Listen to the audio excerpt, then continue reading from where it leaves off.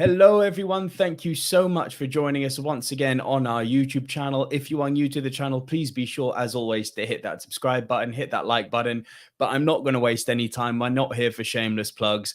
We are joined today by a man who was voted as one of Time's top 20 environmentalists, a man who founded the Sea Shepherd Foundation, a man who I think has made a real mark. If you look back through the annals of 20th century history and into the 21st century, and you look at people who have really tried to make a difference for the planet, I'm joined by one of those men today. He's one of my heroes, and it's an absolute privilege to welcome onto the channel Captain Paul Watson from Sea Shepherd. Paul, thank you for joining us. Oh, thank you. It's such an honor to have you here. Listen, I know that you've got things to do other than just dedicate your time to our YouTube channel. So, I mean, I won't waste time. I'll go straight in with just a few things that I'd love to ask you and a few things that our community have sent in that they'd like to know too. Okay. I think right off the bat, and this is something I'm sure you can answer really well, why do you think it's so difficult to get people invested in marine conservation nowadays? Well, there's a number of reasons for that. We're a land-based species, and so we're very much distanced from the reality of maritime ecology. But also, over the last few thousand years, human beings have adopted this anthropocentric perspective, which means it's all about us. We're the center of everything. We're dominant over everything, and everything else is expendable. I don't think that we're going to have much of a future unless we learn to live in harmony with other species and within ecosystems, and to protect those ecosystems. In fact, for instance, since 1950, we've had a 40% diminishment in phytoplankton populations in the seas. And if phytoplankton goes extinct, we do too. We don't live on this planet without phytoplankton because it provides 70% of the oxygen that we breathe. So we have to understand that all of these other species are absolutely essential for our survival. And we can no longer be living like we're the only species that matter. Yeah, sad and true. I mean, that's definitely something we're going to come back to. I know that there's a question that relates to something you've just said there. So we'll come back to that a bit later. But in terms of maybe getting people interested in marine conservation, do you think that maybe it would help to narrow it down potentially to make it more species specific? So, I mean, maybe focus a bit like what you've done in part on whales or maybe on sharks, just to trigger more of an emotional reaction. Do you think that would work? Well, we do that. I mean, Sea Shepherd is involved with everything from protecting phytoplankton to the great whales. But, phytoplankton, sea cucumbers, crabs are just not sort of sexy in the media culture. So, yes, we do focus on whales and sharks and turtles and everything, but we also cover those other species too, because they're all equally important. So, there's something to be said for that. If you want to save the rainforest, say in Central America, then, you focus on the jaguar or other like beautiful animals that are related to that. And hopefully people will get the idea that you have to protect the ecosystem in order to protect the species. But human beings are very narrow in that, point of view. As they like a particular species, they don't like other species. And that's a difficult thing to overcome. Yeah, no, I mean, personally speaking, what got me into diving since I was a kid was sharks. That's where my great interest lies in rather. And you're absolutely right. Things like sea cucumbers, crabs, they're not sexy. So how do we get people to care about that sort of thing on the same level as they do, say, things like whales or sharks? Well, I think what we have to do is to understand we live in a media culture. Therefore, you have to dramatize these issues. When we worked with Rob Stewart to make Shark Water, I think that certainly brought the issue of sharks to the forefront and was very helpful. That documentary was a very important documentary. Right now, our efforts are primarily focused on fish, overfishing, unregulated fishing, poaching. And that's a little more difficult to get people on board than it is for, say, protecting whales or protecting sharks. But we have to remember that's where sharks were 20, 30 years ago. So our objective is to get people to understand that a world without fish is not a world that we're going to survive in, and that we have to bring that under control. Also, I think that we need to come to an understanding of what the ocean is, because everybody, of course, assumes the ocean is the sea. But it's Right. more than that. The ocean is the planet. We are the planet ocean. It's water in continuous circulation. Sometimes it's in the sea, sometimes it's in ice, sometimes it's underground, sometimes it's in the clouds, and sometimes it's in the cells of every living plant and animal. The ocean flows through us every single day. The water in your body was once in the sea, once in the ice, underground. This is the planet ocean, and everything is connected to everything else. If you pollute the air, you pollute the sea. If you pollute the sea, you pollute the land, and of course you pollute our own bodies. So it's the laws of ecology, or the law of diversity, the law of interdependence, and the law of finite resources, and we have to live in accordance to those laws. And unfortunately, in an anthropocentric society, we ignore those laws. We create our own laws. Our priorities are completely alien to the natural world, but those are the priorities that our species has chosen to accept for so long. But we have to keep in mind, we're not a very successful species. We haven't been around very long, and no species will ever survive unless it lives harmoniously with all other species and within the ecosystem. And so we're going to destroy ourselves. I mean, we are the last surviving hominid.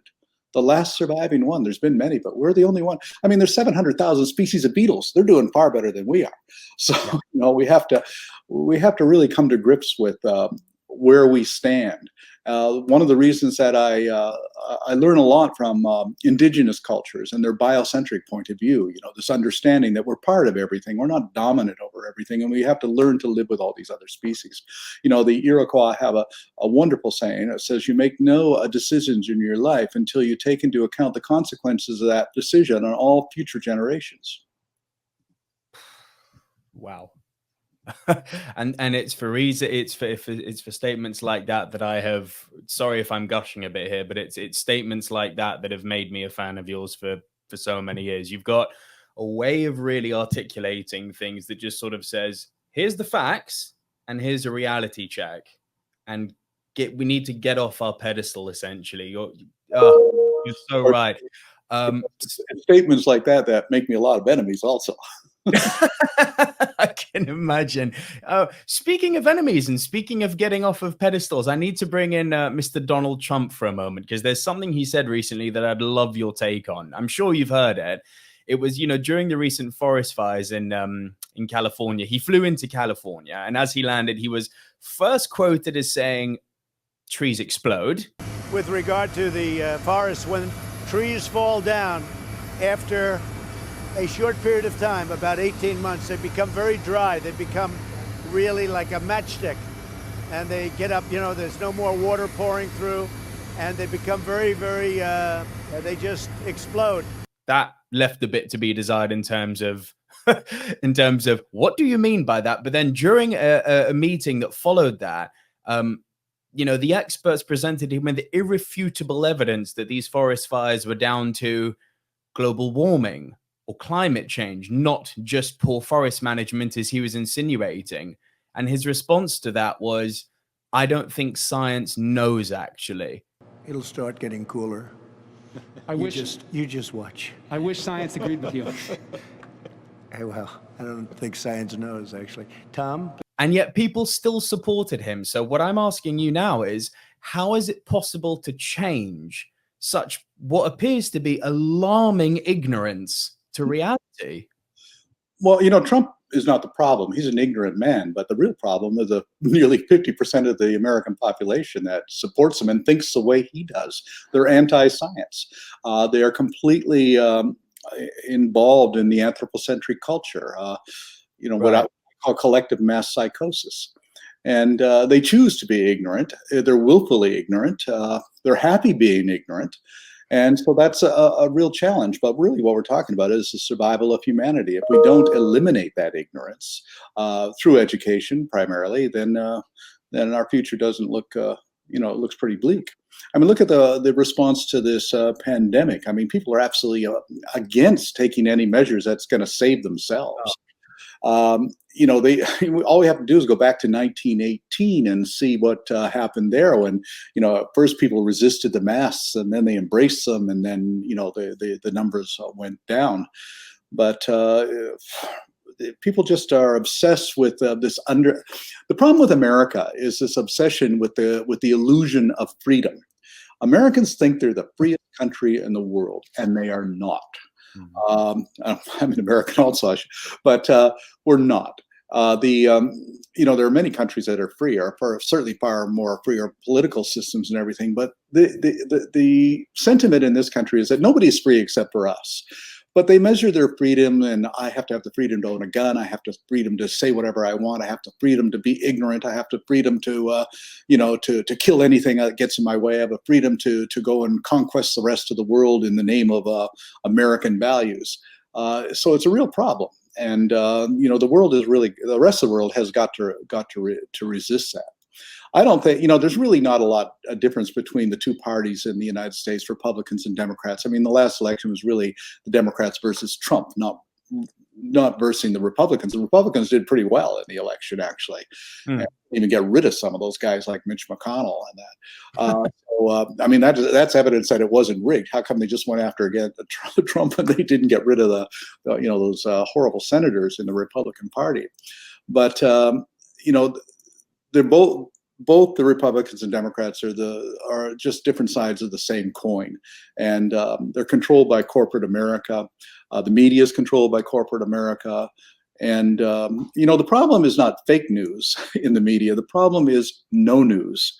They decide what is going to be covered and not. I mean, over the last 10 years, over 1,000 environmentalists have been murdered, yet you don't hear about it. Nope. You don't hear much about Fukushima anymore. You don't hear much about any of these environmental issues because the media is owned by the same corporations that own that own and control the government. Yeah. Well, sad as that is, I mean, I think you've also been noted as saying that the world leaders talk about it, but they don't seem to do much about it, right? I mean, well, it's not a case of that they don't do anything. It's this case that they can't do anything about it. They're incapable of doing anything about it because of the political economic system that we live in. Any world leader that actually takes action to address climate change is going to be tossed out on his rear end. Back about 30 years ago, Joe Clark, who is the conservative prime minister of Canada, made this announcement that, Canadians really should pay the real cost of a gallon of gas, And as soon as he said, 6 months later, he was out of office, So you can't tell the truth and survive politically. And look at Pierre Trudeau in Canada. He was the darling of the COP21 conference in Paris in 2015, and said all the right things. But when he got home, pro-pipeline, pro-tar sands, pro-supertankers, anti-Indigenous peoples, pro-seal hunt, all of the things that all the predecessors had done, he just carried on doing. But what's the difference between Justin Trudeau and Donald Trump? At least Donald Trump is honest about it. Neither of them have accomplished anything. But Trudeau is trying to present this illusion that, oh yeah, I'm really taking care of this, but he's not. He's just serving the same masters that Trump did. Yeah. Sad as that is, and do you see that ever changing in world politics, or is the pendulum swung too far one way to come back? Well, I've never felt that any solution comes through politics or through government. The whole history of social revolutions on our planet has come about because of the passion, the courage, and the imagination of individuals, not governments. It wasn't Abraham Lincoln that ended slavery in the United States. It was the passion of Wilberforce and Douglass. It wasn't Woodrow Wilson who brought women the vote 100 years ago. That was the passion, imagination, and courage of the suffragettes, who, by the way, their biggest enemy during that period of time was Woodrow Wilson. So the only thing he ever did was sign the bill that he was forced to sign, and then he gets the credit for giving women the vote, which he had absolutely nothing to do with. So, again, it's as anthropologist Margaret Mead once said, don't depend upon governments or corporations to solve any of these problems. They never have, and they never will. All social change comes through the passion of individuals or groups of individuals, and that's true today as ever before. Every significant change has come about because of the passion of individuals. Right. And I guess we could say that you're one of those individuals with what you've done. And I guess with you, it goes back quite a long way, doesn't it? Because you started this when you were 10. Now, what was it that got you on that journey? Because we're talking here together because we've obviously got a common passion in preserving the ocean in different capacities. But to have that sort of clarity at that age, what was like, was there an isolated event? Was there like a poof moment? What was it that triggered you and went, this is going to be my life now? I think it was a combination of a lot of different things. One, when I was 9 and 10, I was a member of a group in Eastern Canada called the Kindness Club. It was actually organized by the conservative, the wife of the conservative governor or premier of New Brunswick. And the Kindness Club was really there to teach children to be kind to animals. And my mother got me involved in that, and she was a very kind person. And when I was 10, I spent the summer swimming with a family of beavers out in the forest, and had a wonderful time. And when I was 11, I went back the next summer to find the beavers, found that they weren't there. Found out trappers had taken them all, and I got really angry. And that winter, I began to walk the trap lines and free the animals from the traps and destroy the traps. And I kept doing that ever since. So I've been doing this now for 60 years. And then when I was 18, I became the youngest founding member of the Greenpeace Foundation. Now, it's interesting. My reason for joining Greenpeace were different than everybody else's. Greenpeace came together from two groups, the Sierra Club and the Quakers. The Quakers bringing the peace side of it, the Sierra Club bringing the environmental side of it. And we first got together to do something about nuclear testing on Amchitka Island in the Alaskan Aleutians. And my concern was that Amchitka was a wildlife preserve, and you couldn't take a gun onto the island, but here they are going to blow a 5 megaton bomb up underneath of it. And previous tests had killed hundreds of sea lions and sea otters. So that's why I joined. And the first schism within Greenpeace came in '74 when Bob Hunter, Paul Spong, and I decided to go protect whales. And the Quakers got really offended by that, and they dropped out. So Greenpeace went in that completely different direction there because they were the peace oriented. But I also sort of said at the time, I can understand why you don't want to save whales. The Quakers owned the whaling fleet in the Yankee whaling fleet back 200 years ago. So anyway, that was the first schism with Greenpeace, and then I left Greenpeace in 1977 because I just found protesting to be very frustrating. It's very submissive. It's like, please don't kill the whales, and all you do is take pictures and hang banners. So I set Sea Shepherd up to intervene, and that's what we've been doing ever since. Yeah, I've heard this about you. I know you're not the world's biggest believer in protesting because of the fact that it takes a submissive stance, and there's definitely some truth in that. Yeah, I would agree with that. Well, the other problem with protesting is that a lot of young people, especially, get involved in civil disobedience, get themselves arrested, get themselves a criminal record, and then that really limits what they can do in the future. I think people should be very cautious about that. I mean, do you really want to trade your future freedom to travel and everything because you want to make a stand with civil disobedience? But then again, I mean, if people are passionate about it, then by all means, I have always believed that the strength of any movement is just like the strength of any ecosystem in diversity, a diversity of approaches. It could be litigation, education, legislation, or direct intervention. Mm. Well, I mean, and going to the other end of that, as opposed, it's not, I guess, protesting, but I don't take this stance or have this view on you, but I know that some of the media have labeled you either an eco-terrorist or a pirate in some instances, which I've always found quite funny. But now that I've actually got you here in front of me, I'd love to hear it straight from the man himself.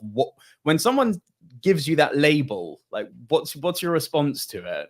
Well, I don't really have any response. It doesn't really bother me because the truth is that I've never caused, and Sea Shepherd has never caused a single injury to a single person in our entire 42-year history. We've never hurt anybody. Back in 1977, I developed a strategy going forward, which I called aggressive nonviolence. That we're going to be aggressive, but we're not going to hurt anybody. And that's a position that we've maintained for over 4 decades, and we intend to continue to do that. Not only have we never hurt anybody, we've never sustained any serious injuries. And that's quite remarkable considering the ships that we operate all around the world in incredibly hostile conditions in very remote areas. So we're very proud of our record in that respect. When people call me an eco-terrorist, I said, nah, I never really worked for Monsanto, so that doesn't really fit. But back in the 1990s, when they started calling us pirates, they said, whoa, you want to call us pirates? We'll be pirates. We'll get our own pirate flag and everything. Because if you go back to the 1700s, 17th century, I mean, what you see is that pirates got things done. They cut through all the bureaucracy and they got things done. Pirates in the 17th century had gender equality, they had racial equality, they voted their captains on board. They cut through all this stuff, and some of the greatest heroes in our history were pirates. John Paul Jones, who founded the United States Navy. Francis Drake. Yeah, Sir Walter Raleigh, Sir Francis Drake, Roger Sir Coop, Jean Lafitte.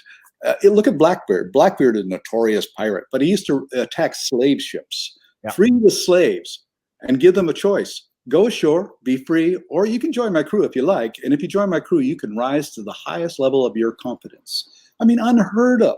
And when people say, well, they were thieves, yes, they were. They stole gold, and they stole gold from the Spaniards, who stole it from the Aztecs and the Incas. So, I don't think that's sort of like Robin Hood, really, in a way. Right. So the most evil pirates are the ones created in fiction, like Long John Silver, really. But the reality of it is that pirates got things done. Yeah.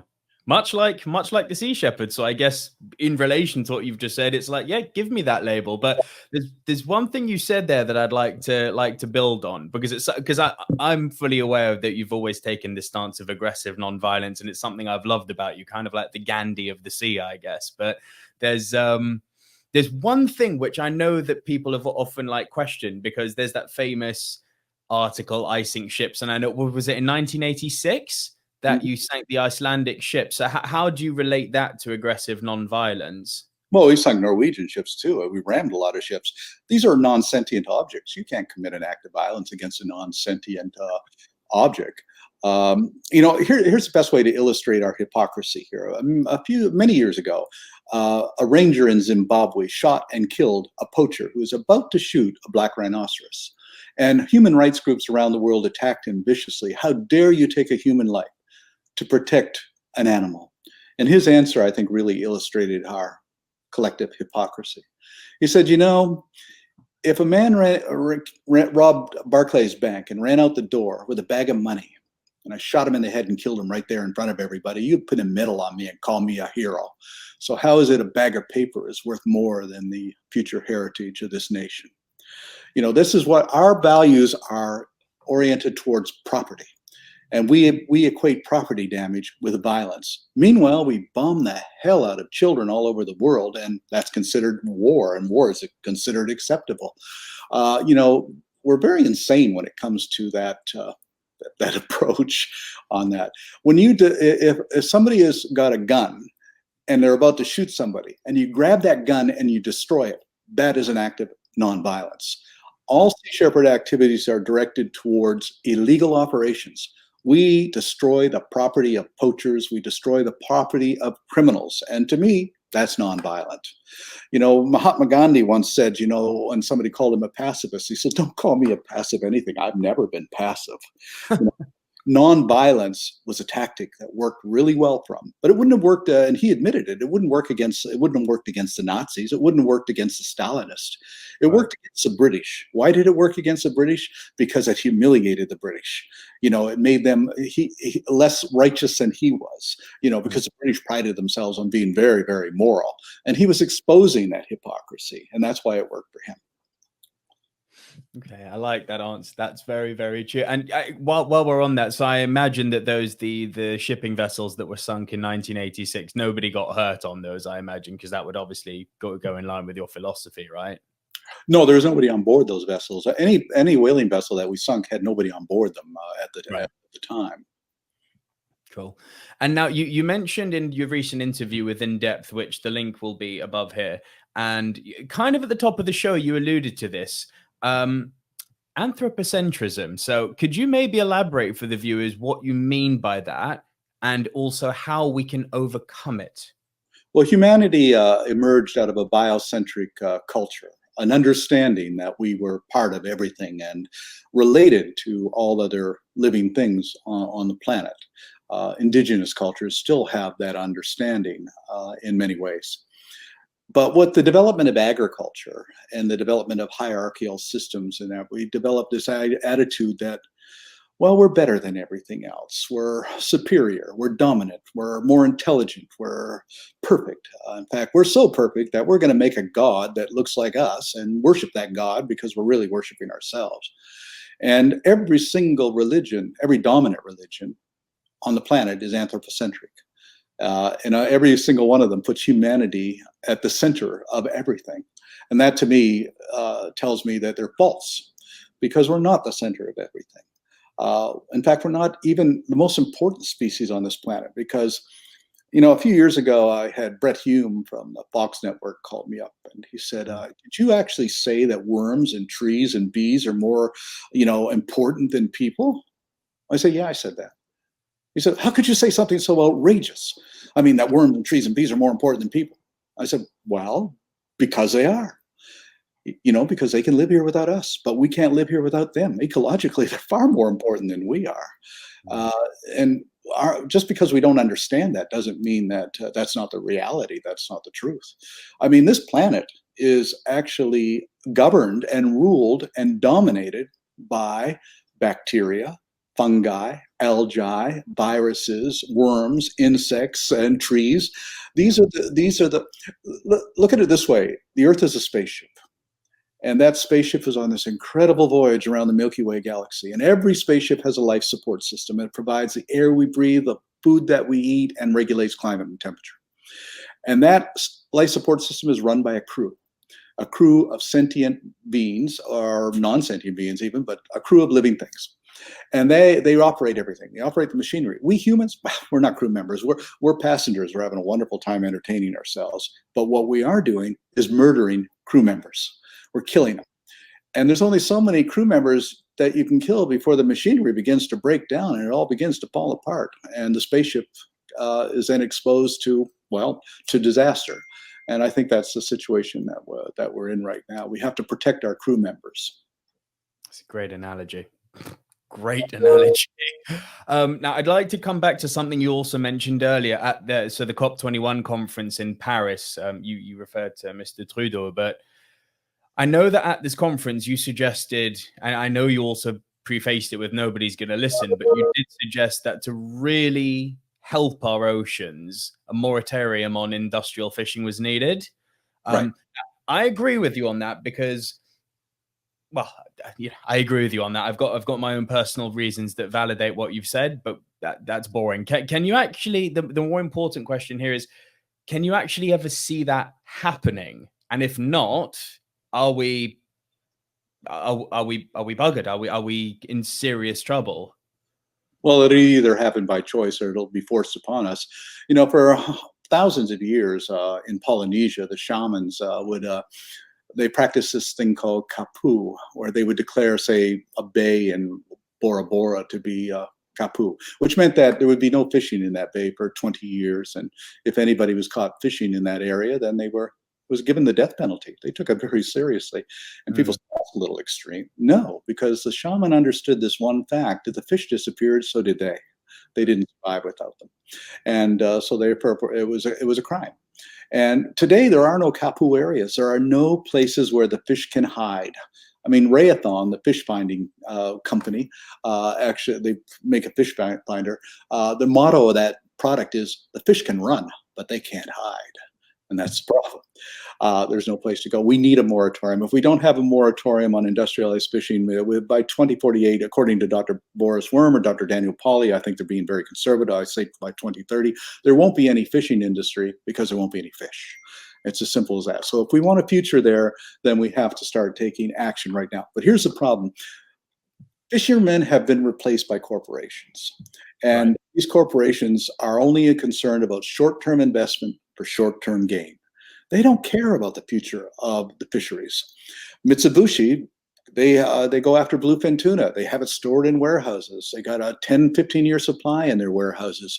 They could supply their market for the next decade without having to catch another bluefin tuna. But they won't do it because if they do, then the value of the product in their warehouses will go down. Scarcity translates into profit.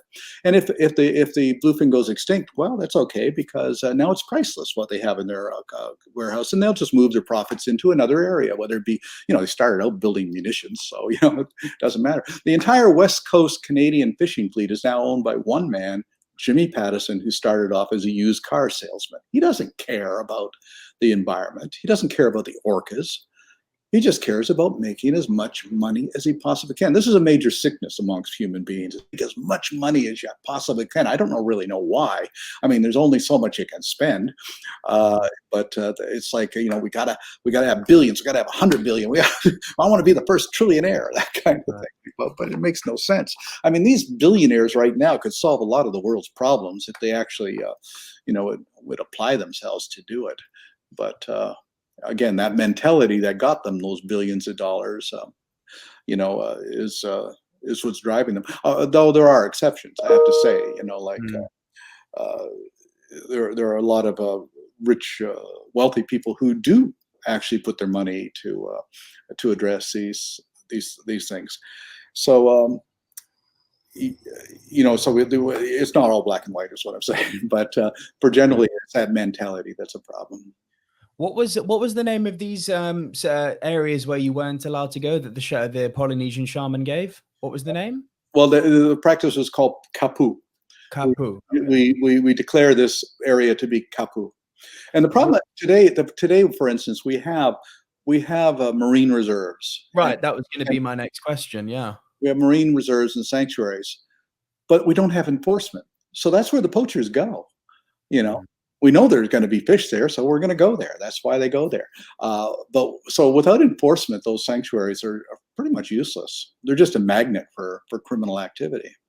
Well, age-old question then, which, and I'm sure you've been asked this 1,000,001 times, but how do you stop that?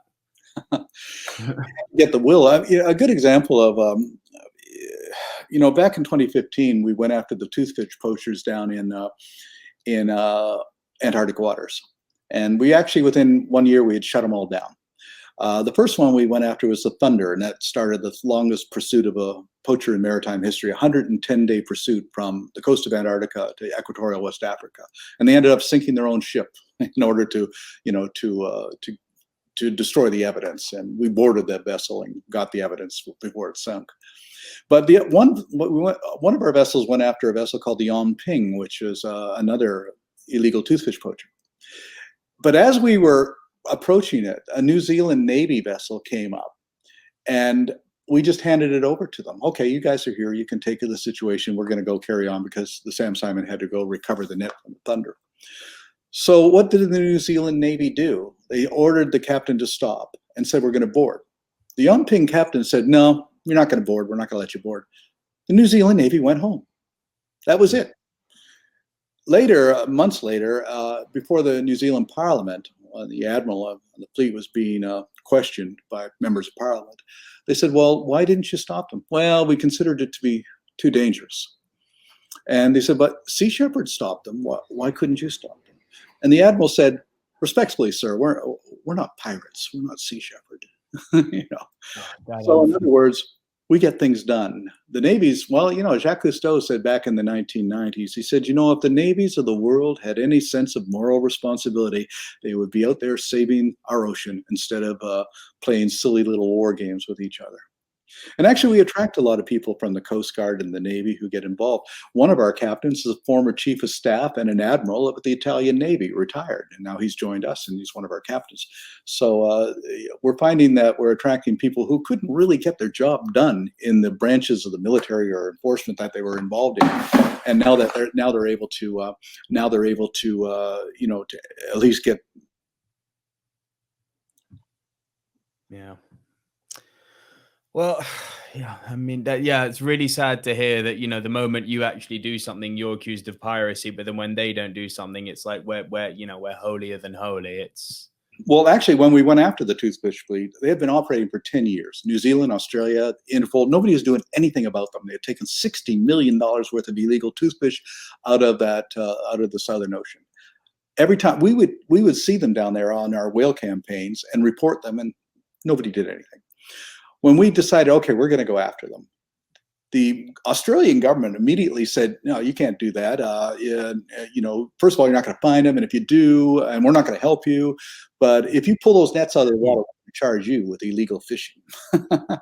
And we said, well, okay, do whatever you want. We found them within 8 days and we pulled that net. That Sam Time and crew, 200 hours to pull a net that was 72 kilometers long and weighed 70 tons. We pulled that out of the ocean. And that's just one net from one ship. These are just weapons of mass ecological destruction. This makes me angry hearing this, Paul, because it's like, you guys are doing the right thing and the governments are against you in protecting their waters. Yeah, that's the situation. For instance, in 2011, we found a Maltese that was illegally taking bluefin tuna. I got onto the radio. I said, I want to speak to your EU fisheries inspector. This guy came on board. He was obviously not a fisheries inspector. I asked for his license, and he basically told me to bugger off. And I said, okay, we're going to inspect your net. And we went up to the net, and they were resisting. So I rammed the net, and I threw 3 divers into the water. And we found that was an illegal catch. And the divers sliced open the nets, and 800 bluefin just tore out of there like racehorses. It was wonderful. And we left. Now, we didn't think anything of that until about a year later, we were in Scotland, and suddenly my ship gets arrested by the British government. Or the charge was they brought us into court and charged us with destruction of property and theft of property. And I said, well, these are poachers. And the government said, well, it doesn't matter. It's still property. You destroy, damage their property. So we went to court. I put a bond to release the ship, £700,000 to release the ship. And then we went to court and we won. We won the case. Well, then the fishing company called Fish and Fish out of Malta, what they did was then hired lawyers. And then one of the lawyers said, oh, well, we're going to win this. We'll just throw money at Sea Shepherd until we destroy them. And we went back to court of Appeals, and they won. And then we went to the Supreme Court in Britain, and we won. And they ended up having to pay us $1.5 million in damages. So, we have actually won in all of the court cases that we've been involved in. In 1994, I chased the Spanish and Cuban drag trawling fleets off the nose and the tail of the Grand Banks of Newfoundland, and the Canadian government spent millions of dollars to come after me and arrest me and put me on trial in Newfoundland on 2 charges of criminal mischief, endangering life, and 1 charge of criminal mischief, endangering property. I didn't hurt anybody. I didn't damage anything, but the potential was I could have, and that was what I was being charged in. But I was facing 2 times life plus 10 for that. And my defense was the United Nations World Charter for Nature that allows for non-government organizations to intervene. And the trial, which went on for 2 weeks, was I got the best lawyer ever in Newfoundland. I actually called a friend in Vancouver. I said, who's the best damn lawyer in Newfoundland? And he said, well, you got to get Brian Casey, So I got Brian Casey. The guy was an artist. He went before the jury and he said, ladies and gentlemen of the jury, we're not going to say we didn't do what we're charged with. We're going to say we did exactly what we're charged with. We're proud to have done it, and we intend to do it again. That was our opening defense, and we won. We won the case. And the Canadian government brought in a law professor from the University of Toronto to testify that the UN World Charter for Nature wasn't recognized in Canada and therefore wasn't valid. And the judge said, well, did Canada sign this? She said, yeah, well, we sign a lot of things. And so the judge said to the jury, Canada signed this, therefore you have to take it into account. That world we live in. I mean, this goes back to what you were saying about anthropocentrism. It's like even where the way they're deeming fish property, it's like they're not even looking at them as living things anymore. No, at the UN conference in Paris, the COP21 conference, when we finally got them to set up an ocean forum, it was dominated by the fishing industry. And I listened to this one guy going, he says, well, climate change is going to have a profound impact upon the movement of the product into the different waters. The product. The product. Well, actually, do you know what? I'd like to share a story. I mean, you've got stories that just, could go on until the end of time. They're so fascinating. There's one I'd like to share with you, and I'd love to hear your take on it. And it was you kind of inspired me to do this. It's a short one, but so in I was living in Southeast Asia for the best part of 10 years, working as an underwater cinematographer. And I'm sure you've heard of this. In 2009, the Thai government signed a fishing trade deal with Singapore, which was basically the tall and short of it is that they were going to fish the very, very healthy leopard shark population that exists in the Andaman Sea and sell it on to Singapore. Reason being, obviously, one is, for the shark fins, because what goes through Singapore then goes through China. And secondly, apparently, I haven't seen witness to this, but I've heard of it. There's a new specialty dish in Singapore called deep fried leopard shark skin. Now, whatever the reasons are, bearing in mind how long I'd been diving out there, and you have to understand, we saw leopard sharks daily, every single dive, 2, 3, 4, maybe more sometimes. Within 9 months, decimated. I mean, decimated. You were lucky to see 1 or 2 leopard sharks within a month, within a month to 6 months, really. So having watched you for so long, and I know that there was that guy who was it in Scotland? The guy who contacted you about the grey seals being shot, and he said, "What are you going to do?" And you rightfully turned around to him, "Well, no, what are you going to do?" I remember hearing that, and I kind of took that to heart. And I spoke to one of my Thai friends who put me in touch with someone who put me in touch with someone. And eventually I ended up in front of, I guess, the head of one of the fishing cartels. And I was like, you do realize that these animals represent a lot more to your tourism and to your money alive than they do dead. And the conversation ended with him putting a gun to my head and basically saying, kindly leave. Now, what can we do about...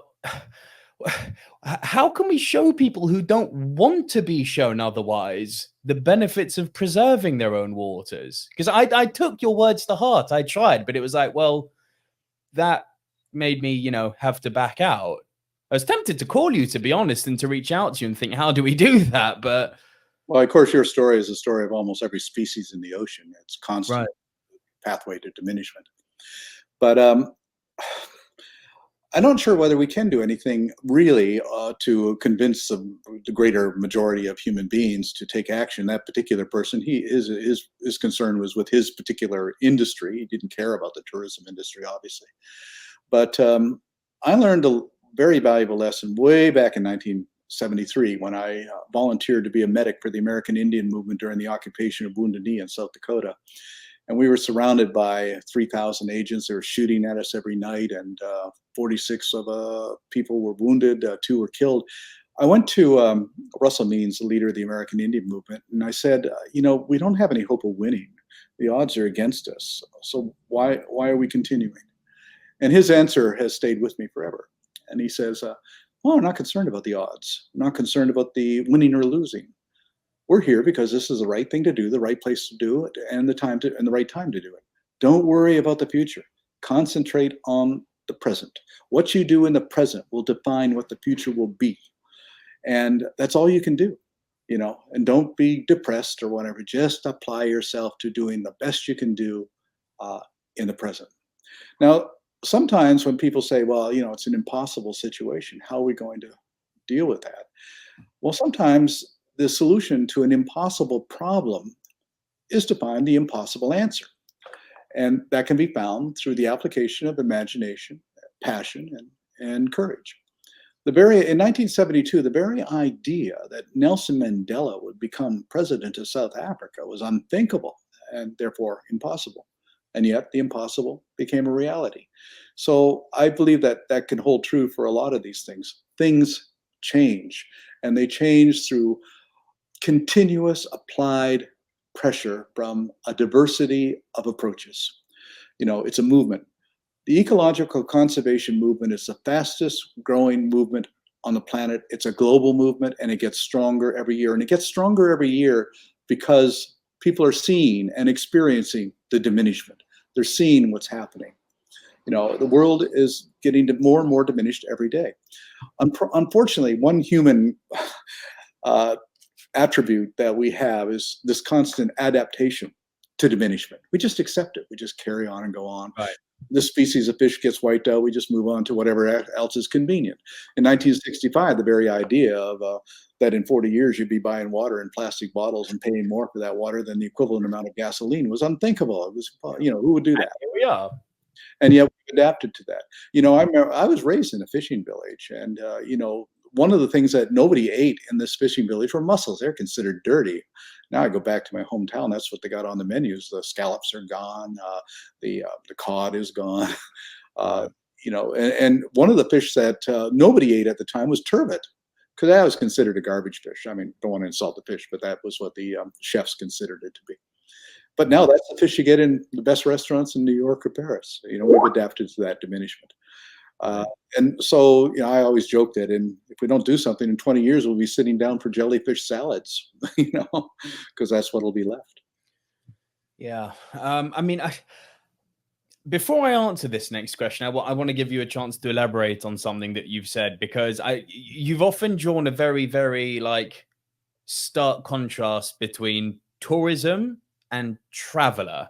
Before I ask the next question, do you want to just elaborate on what you mean by that?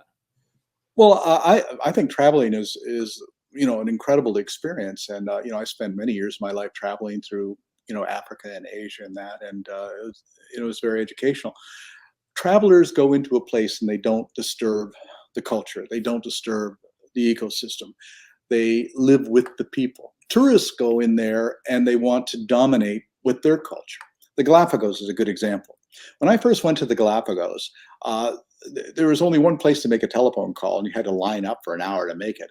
And you could buy. I bought a meal for my whole crew for $85 for 20 people, and hotels were $5 a night. Now they're $250 a night. Everything's really expensive.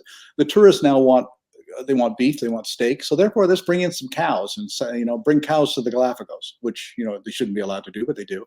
Oh, let's catch more fish because they want to eat more fish. So let's cut down the mangrove swamps because we have to build an eco-tourist hotel.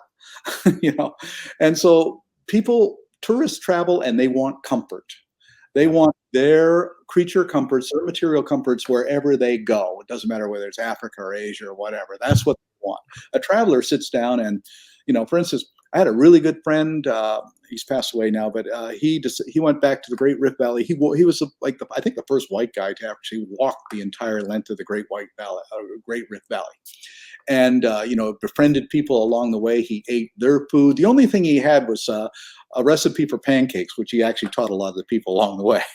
But he ate their food. He lived with them. He tried to learn their language. That is what a traveler is. But today, your average tourist, you go to another country, like if you're from Britain, you go to Spain and say, hey, Paulo, give me a birro. Okay, all right. Just speaking stupid Spanish and getting mad if they don't reply in English or something. Right. Right. So that's the difference between tourism and traveling. Right. So now that people watching know that, now I'd like to ask you this question. What are your feelings on tourism where one interacts with animals in, let's say, an unnatural way? And an example of that would be something like baiting the water to dive with bull sharks in Mexico, or likewise with the great whites in South Africa. They're not meant to be baited. We know that. But would you agree with the argument that a live shark is better than a dead shark? And not that I support chumming, but considering how long it's been going on for, would you think that it's now almost destructive to stop that process? So sorry, quite a lot there. I don't believe that human beings should interfere with other species or with ecosystems. We really should leave these things alone. Every time we interfere, we cause problems. One form of traveling is that people, can join our ships. Right now, we have about 200 people from about 25 different nations, and therefore you travel to Mexico and you spend your time hauling in poaching nets and rescuing animals from the nets and everything. That's a good way to do it. But why don't people rescue sharks instead of trying to get a selfie with a shark in the wild? So I don't understand that mentality really. Leave them alone. Every time we intervene, we cause problems. We're just so ecologically ignorant that we can. It's predictable that we're going to make the situation even worse. And I've read something actually quite interesting. I believe it was on your website that when people sign up to be, to be volunteers with your crew, for the time that they're on board, they go vegan, right? Right.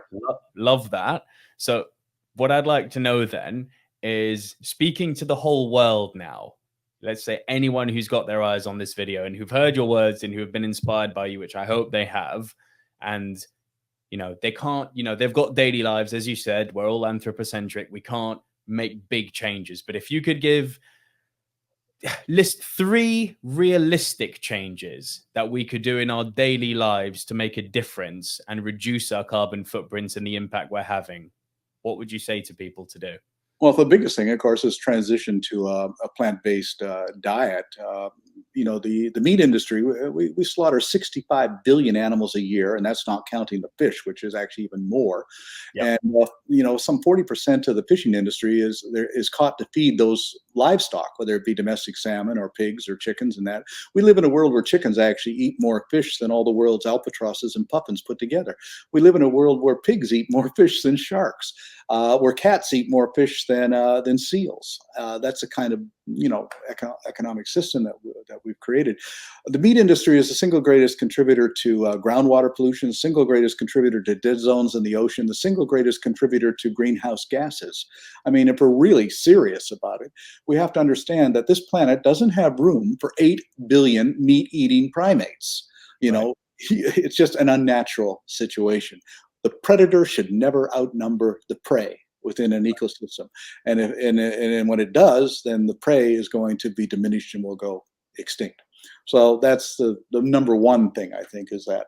Number 2 is we have to stop polluting our environment with fungicides and pesticides and herbicides and chemicals and radiation. We have to stop that, with noise pollution also, and plastic pollution. All of these things are contributing. The world is a system, and everything is interconnected. So when you pollute one part of it, it's going to pollute another part of it too. And so that's number 2. And number 3, we got to adapt a green technology and move away from fossil fuels. And if we don't, then even if we continue to use fossil fuels, we only have a limited time that we continue to use them. Within 100 years, we'll have exhausted it. And electric cars are not the answer. I mean, look at we're plundering lithium in Bolivia to make these batteries for these cars. So it's really, we have to adapt a better approach to living in harmony with the planet, so respecting all other species, and having what we need, but not catering to everybody's greed, really. Right. Well, you heard that. Right, I've got 2 more questions for you. One of them I think is quite a cute one. It's from one of our younger viewers. I believe he's only 10 years old, so it's nice to see people that young being interested. What is your favorite species of shark and whale? Well, truthfully, I don't have any favorite species. To me, they're equally important, and they're interdependent with each other.